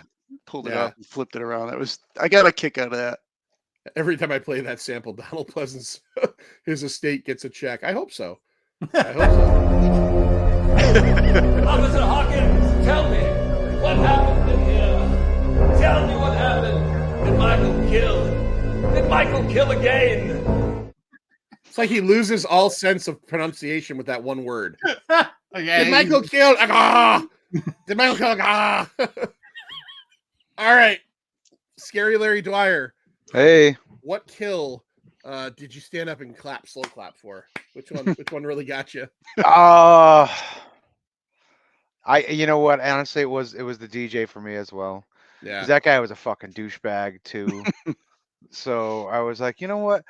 And I thought he was gonna play more into it because He opens the You know- movie.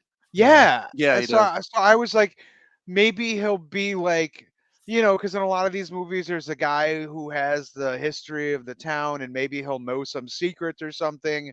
And just like everything, he just kind of fizzled out. Like, it didn't really go anywhere. Like Michael's Windows and fucking Halloween Kills just doesn't go anywhere.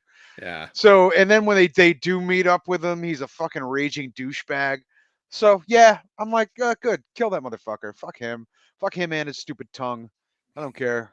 You know what I was most sad about in that scene where he gets killed? It wasn't the fact that like he gets killed and his tongue gets ripped out. It's that he had like a full thing of Chinese food right there that he never even got to finish. And it looked like chicken and broccoli. I love chicken and broccoli, and I'm like, I would have, man, god damn it, he didn't get to eat that. Hopefully someone gets. Hopefully the when the fucking when the Maybe when the tongue can land on it. I'm gonna say hopefully when the medevac guys show up to get the body, one guy's like, hey, you're gonna eat that? I'm gonna eat that. All right, we'll finish off with Amanda. Stu, what was your absolute favorite kill in Halloween Ends? I appreciate any movie in 2022 that's still doing the Prometheus school of running away from things kill. So the girl who in a junkyard could not possibly have ducked behind any cars and just ran straight into the fence so that Corey could run her over. Yeah, I think Manster actually said that during the movie. He's like, I "This is did like too. Prometheus. This is like Yeah, Prometheus." I didn't say Prometheus, but I was like, turn left. Yeah, just Take- turn. Take a left. Yeah, yeah. He's driving. If you, well, I'm assuming everybody's seen this movie, but he's driving like an F-150 tow truck, and he's driving straight down this like fairly wide path that leads to the end of a chain link fence and barbed wire on the top of it, and the whole 9 yards. And all she would have to do to survive is go left or right into like the piles of cars, and he would have to get out of the car, and she'd have a chance. She could probably run away from him, even though we know it's a slasher movie. She's probably going to die, but she chooses to run straight ahead. Then the second great thing happens in her kill is she doesn't die. All three of her friends try to help her, and they all get killed trying to help her. And finally, not Michael, Corey just steps on her head. Maybe it is Michael. I don't know. And Well, then ran over the head just for good measure. Just to make sure. Yeah. Yeah. Your skills crushed, but I'm gonna turn it to fine powder. Yeah, you have the appetite of a movie coroner. All right, Amanda, what was your favorite kill in this movie? I don't even know if they showed it, but Corey's mom. Yeah.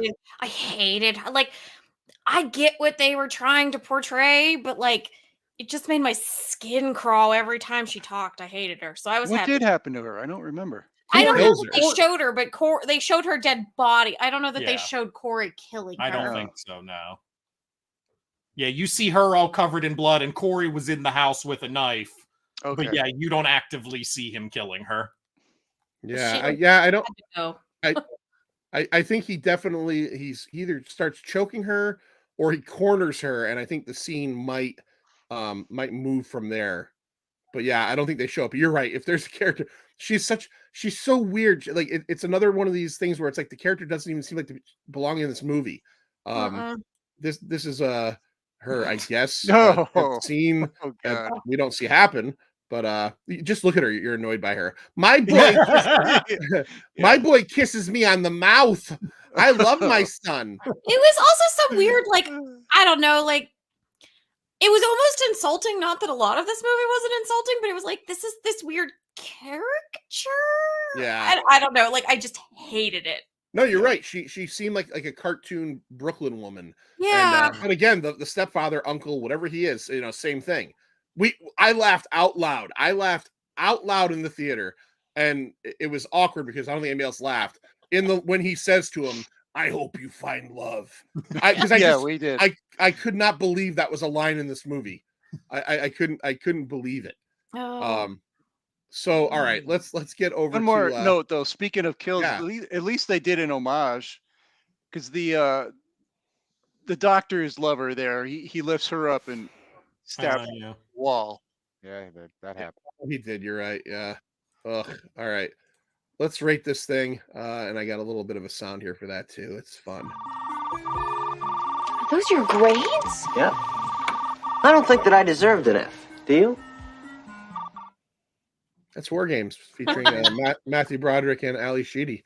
All right. So let's go around the room and let's start. Again, this is Scary Larry's House of Horrors. So Larry, what are we rating this on? Oh God. What's the Ugh. criteria, my friend? I forgot about that. I Score it don't on know. LeBaron's. There you go, LeBaron's. We'll just go with LeBaron's. Convertible LeBarons, hot ass convertible LeBarons. Yep. All right, 0 to 5, 0 being the worst thing ever, 5 being the best, quarter and half scale optional. Let's start with Miss Amanda. Amanda, what do you give 2022's final Halloween film until they make the next one in 7 years? Halloween Ends. I'll 7. preface this for Amanda. Amanda hates rating things. I do. I feel guilty telling things that they're bad. It's fine. We're all gonna do it. Like a 1.5. Like I don't. It was no fucking Pearl, which was a 0. Pearl, What was Pearl's a 0? Pearl. Oh, Pearl. Okay, I Pearl's know you. fucking I'm gonna give terrible. it like I mean, it had its moments. There were some moments, but it was terrible. I hated it. 1.5. 1.5. That's All fair. right. Yeah. Knocking. Well, we don't go to 7, Eric, but I think you're saying Halloween 2018 is a 7. So if you're going on a 5, you really love that. Halloween Kills is a 5. Really? It's a 5? I don't think he how- knows it's a 5. Oh, he's going It's out of 5. 10. Eric, Yeah, I it's think 5. he's doing a It's 10 5. scale. Yeah. It's 5. The pint's 0 to 5. If you want Jesus, to adjust that, Jesus, know that. Eric, you've listened to Come the on. show before. You know? Yeah. Yeah, redo your scores. Yeah, redo the scores. I'll post them up there. Yeah, no, don't do it out of 10. Do it out of 5, Eric, and come back to us. All right, let's go to the Manster. Manster, how did you feel about Halloween Ends? I didn't feel a lot. That's the problem. It does take a risk in the storytelling, kind of admirable, but it just fails miserably. This kid Corey goes through an arc that just is unbelievable to me. The love interest part was unbelievable, and basically the ending was unsatisfying. And I'm gonna mirror Amanda 1.5. 1.5. All right. This thing is a wet fart so far. All right, let's go over to I'll go next. I'm gonna emulate what Lloyd said about like if this real quick, we'll go to Eric with his updated scores. Halloween, the original or the 2018 3.5, Halloween Kills 2.5, Halloween Ends 2. All right, a little high, but that's okay. I'm gonna say that I do agree that if this movie had better writing and stuck the landing on this idea that it had, I'd give it more credit, right? Because Yeah. I do kind of give it credit for like trying something different, but like it fails on every end. It fails on it's not a scary horror movie. There's really not a lot of satisfying kills. It doesn't really work in the line of what it's working with. It just doesn't work. Same exact thing. I give it a 1.5, 1.5. So we got 3 1.5s. Let's right. go over to Patrick. 1.75. Too many baffling bad story decisions. Yeah. Holly goes 2. Holly's being kind. Holly's being very kind. Rob Zombie, Halloween 1, 2.25. Halloween 2, 1.5. All right, Stu. Larry's got a pumpkin on his head. Larry, is that the pumpkin from the original? Yeah. Oh yeah, look at that. Everything Excellent. but the cut between. It doesn't have that little Oh, it's little got cut. it. It does. Oh, have does it. it? Yeah, you probably can't see it there, but it's Oh yeah. There we All go. right, Stu, what do you got? I'm curious on this one. You shouldn't be that curious. You read my article. I don't know if I read your article, but I don't know if I read like your score. Did you have a score? Yeah, it's we're really going unanimous here. We'll see what Larry says, but yeah, I have this as a 1.5. Like there are interesting things going on. Like you said, like this movie had potential and they just squandered it at every turn. You get in the background of so many scenes, there's missing billboards that people are going missing. You have this whole thing about the people in Haddonfield basically went on a murder spree. There are interesting stories that you could tell, and it just decided not to. It had a worse story that it wanted to tell instead, and it wanted to execute it poorly. So yeah, 1.5. All right, Larry, it is up to you to either go higher or lower or stick with us. And we'll go down in unison. Was everybody a 1.5? 1.5. So far. Holy shit. Yeah, all 4 of us have 1.5. Okay. Which I'll say like a 1.5 for Amanda is like a -20 for most people. Okay. Great scoring things.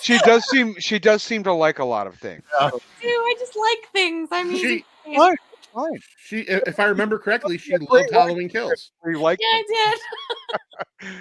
Yeah. Life would be so much happier if I liked things too.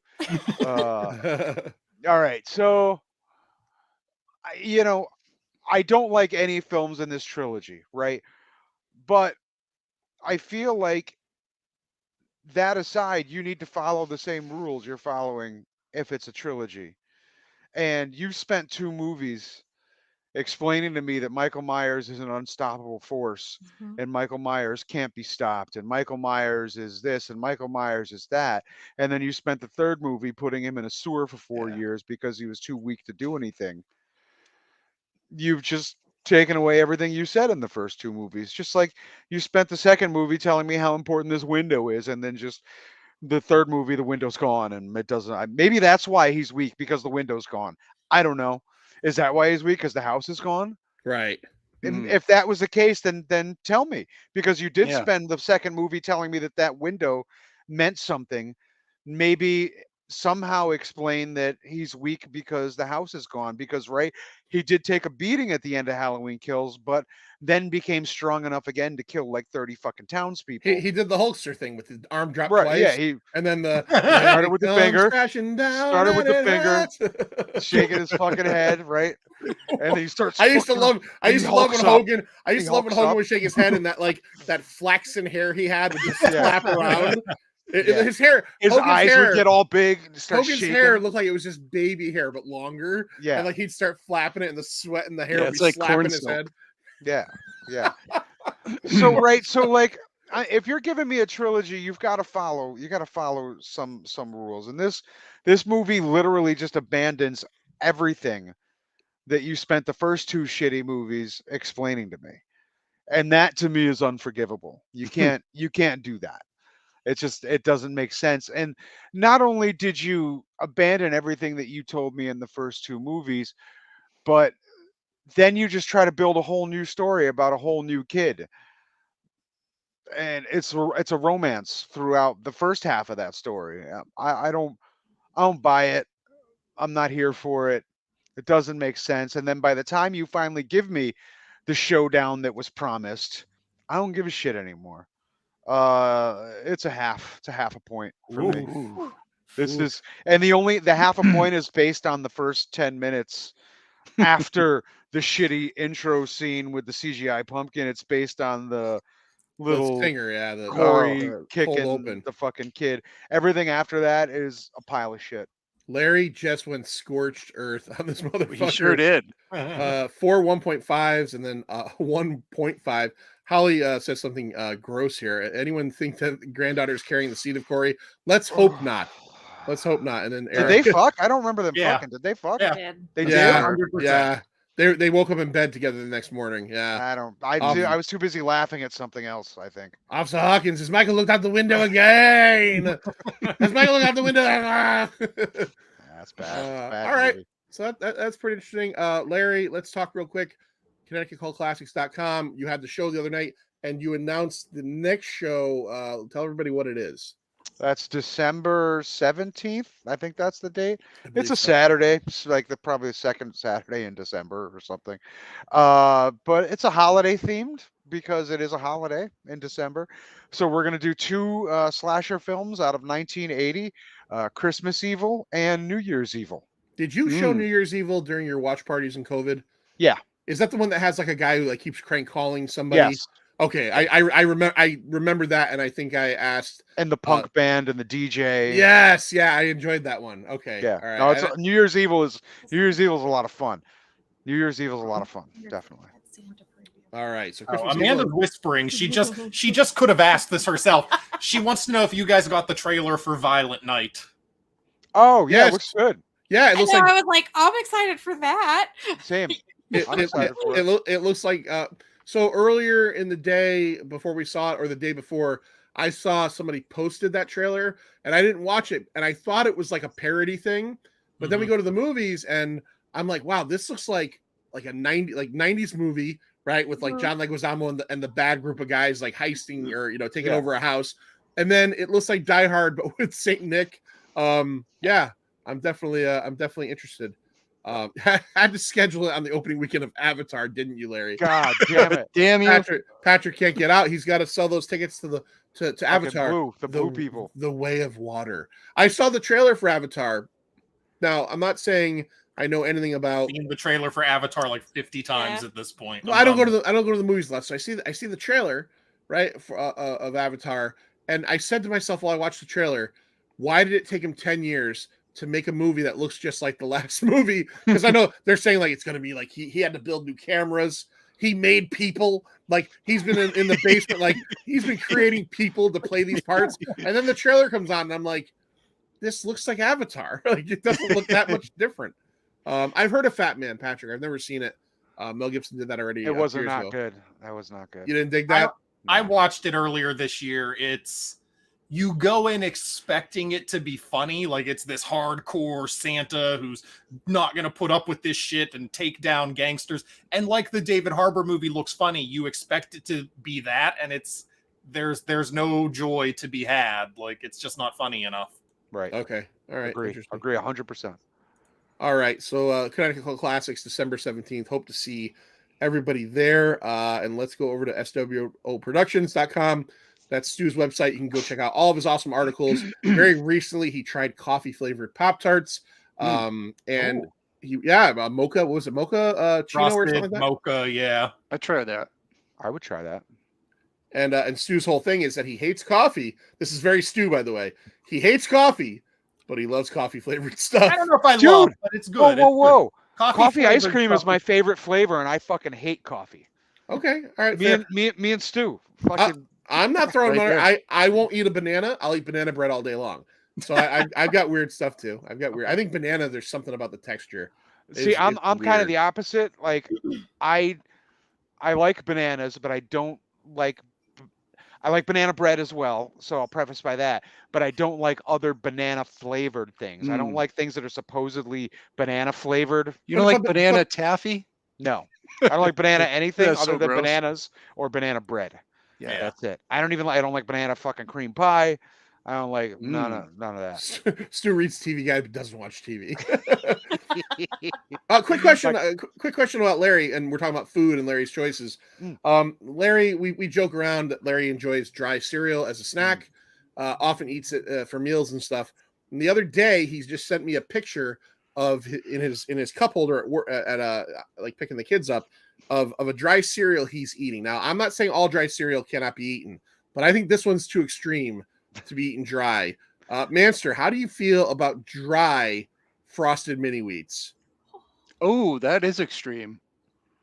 Had some today, as a matter of fact, actually. That's a milk cereal, actually, period. I think I could do that. I just would need to have something to drink after. All right. but- Amanda acted as if she I was think shocked. How do you feel about that?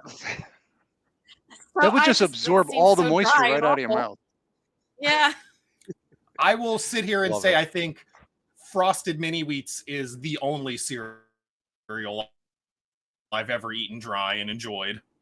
I've eaten like Holly said, Because it's like a cereal ravioli. You just put it in, you can kind of chew it up. It's got a neat little. Dry brick. Yeah, it's like it's a dry Triscuit. brick. It's a Triscuit. It's a sugar Triscuit. Yeah, it's You fine. don't just eat biscuits, you dip them in stuff. I don't know. You can just eat a Triscuit. I just eat They make them Triscuits, so I don't flavored. dip them. Yeah. Yeah, How I about think I'm that, with Amanda. I think I'm dipping it Spicy in cinnamon toast crunch. Oh, bad. Oh, that was good. Ugh. That was good. Yeah. Yeah, Larry brought over on our last recording. It's like big I still red. have a bag. I still have half of the bag. Cinnamon toast crunch. But it's like it's not meant to be eaten cereal wise. It's like a snack, but it's like fucking hardcore spicy cinnamon. And like when you open the bag, just imagine opening like a case of Big Red and shoving your face in it. And I love cinnamon, and it gave me the power. It gave me all the energy in the world. I loved it. But you can only eat I only ate a few. And Larry, and we've talked about it. Because Larry it's dusty too, and then you start Yeah. to cough in. There's another powder, John, that does that as well. Oh yeah. But yeah. Cocaina. Hey. I had a rough night recording that night. I had a lot of phlegm. I kept on getting phlegmy, and I'm pretty sure it was the goddamn cinnamon powder like wrecking my throat there. No, Holly. Frosted mini wheats do get soggy with milk, and they're delicious. They're delicious. I can full space like in Dune. It was the spice. Well, I eat that cereal, and I would start doing like the little whispered voiceovers. The spice is life. Stu, we're coming up on, it's the 19th, the 22nd is coming soon. And for anybody that listens to your podcast, they know that the 22nd is a 2, Stu on the 2s. What is the next episode of the podcast? Next episode is Guardians of the Galaxy. I am Ooh. Oh, look at that. with the Uh-oh. exception of a movie. Oh, did I freeze again? You froze for a second, but you're back. Oh, okay. No, I'm on a pretty good run of movies, except for my current episode, which is the first Suicide Squad. And next up is Guardians of the Galaxy, which, good movie. Got good things to say about it. It's a fun discussion. Good. Candy, regular Cinnamon Toast Crunch is good dry. Yeah, I think that's Better one when that, it's crunchy. I think that's one that you can, there's certain ones, right? I just See, don't that think, keeps its crunch in milk.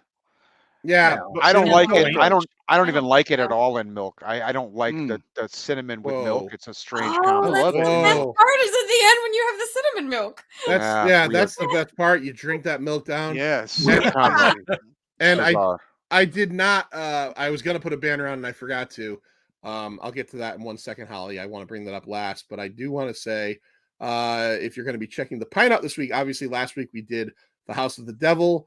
That was a Scary Larry's special. Scary Larry's season 3 House of Horrors starts to, this week. I'll have it out probably for Friday or Saturday, and we discuss Street Trash, which it's an interesting film.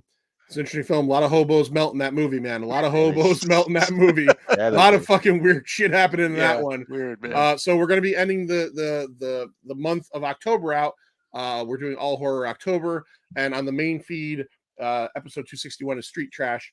Episode 262 the following week is the second episode of that same season, The Prowler, and then on Halloween, Larry, Lloyd, and Laura and myself recorded a banger of an episode about Society. Which Oh, which- you're in for a good one. we I had voted for Society because I wanted to make you watch that yeah, again. I mean, watched that was- it. I that watched was it like the again. second or third movie Again. that I was there for in the watch party movies, and that's a fucking movie. That's a Yeah. movie. It is a movie. A lot As of, you lot said, of shunting. A lot of A shunting. lot of Prepare- something. prepare for the shunting. Well, Holly, I suggest you still at least download the Ho- episodes. I get credit for it, Yeah. or listen in. Holly doesn't like gross things. Oh, definitely listen in. Oh, it's gross. It's Yeah, gross. Holly likes slashers. She doesn't It's like gross things. And I made it a point to have Laura involved in that one because Laura really likes out there shit. And when I after the vote came through for Society, I mentioned I sent a thing to Laura and said, "Do you want to do Society?" She's like, "Fuck yes!" Like because she's also remember Rubber and Teeth, and so when we have really Tusk. out there Tusk, when we have the out there things, we bring her in. Yeah, she's That's gonna be on the Amanda- lure. She's gonna be on Amanda the lure. agrees Galore. with you on Rubber, John. Oh, right. Great. great Amanda? movie. Why? Yeah, exactly. Why not? Exactly. No, why ask not? why? Much better So- than fucking Halloween Ends. I'll tell you that much. I'd I'd watch that goddamn tire for 10 hours straight. I would watch Robert roll around for 10 fucking hours. Robert. Robert the Tire. All right. So the last thing is, as Holly mentioned before, I don't have it marked up here. On October 29th, Saturday night, Larry, what you got going on and where should everybody Oh, go check shit. you out? Cherry Street bar in Wallingford. My band every year does a Misfits tribute show where we play about 40 Misfits songs, which if you're familiar with the Misfits, 40 songs takes about 20 minutes or so. Not true. We play for like an hour and a half, but still. And we always get a bunch of our friends' bands to also do only covers that night. So our friends in Cherry Bomb are doing some Blondie and Runaways. My friend Alan is doing a Ramones tribute band that night. We've been doing this now this is our 14th year doing this Halloween party. So it'll be a good time. The 29th at Cherry Street in Wallingford. Yeah, it's right down the road from my house. I've never gone. This year, I'm going to a comic. Me and Lloyd are going to a comic show, and I think I'm going to go. I think this year, Lloyd, if you want to go, let's meet up and go if you're available that night. I said fuck it, let's go. I was very nervous because I know I don't want to get in a pit. I can't, and I've been to Cherry Street. That place is fucking small. That place is fucking small. Do you guys do any Michael Graves, Larry, or is it just Danzig? All Danzig. All Danzig. OG Misfits. All right, so we're gonna go. We're gonna have a good time. It's gonna be fun. But that's it. That'll be October 29th. That'll be a lot of fun. And Stu and Amanda, thanks so much for coming on, guys. We love you. Yep. Sorry about the miscommunication with the night and all that stuff. So that's that. Halloween ends. It sucked. I think we'll just It's end over. it on that, right? I think Over, I think Johnny. It's finally over. I think we'll just end it on that, and we'll end it with a little bit of at least this is good, right? This is good.